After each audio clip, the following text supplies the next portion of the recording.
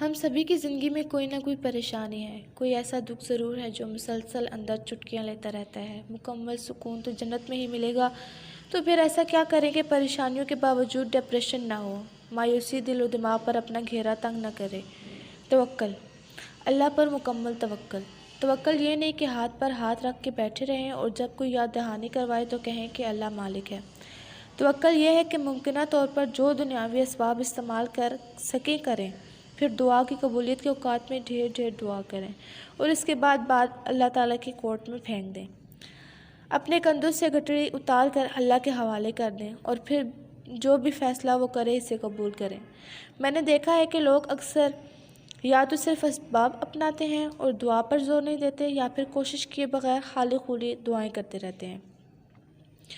Depression اور توکل کے کانٹیکسٹ میں میری پسندیدہ سورت سورہ توبہ کی آخری آیت ہے، حسبی اللہ لا الہ الا ہو علیہ توکلت وہو رب العرش العظیم۔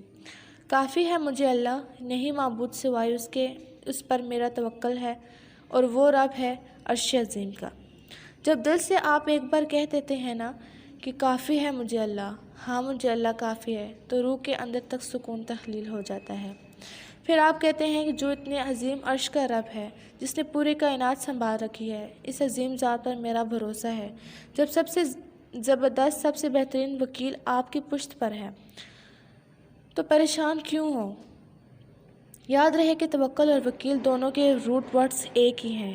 ایک اور دعا جس سے بہت سکون آتا ہے وہ ہے الحمدللہ علی کل حال۔ دل سے ایک بار آپ کہہ دیں کہ اللہ تعالیٰ ہر حال میں تیرا شکر ہے، دیکھیں کیسے سکون آ جائے گا۔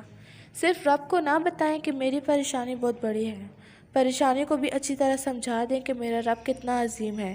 اللہ تعالیٰ اپنی رحمت کے صدقے ہم سب کے مسائل اور پریشانیاں دور کرے، آمین۔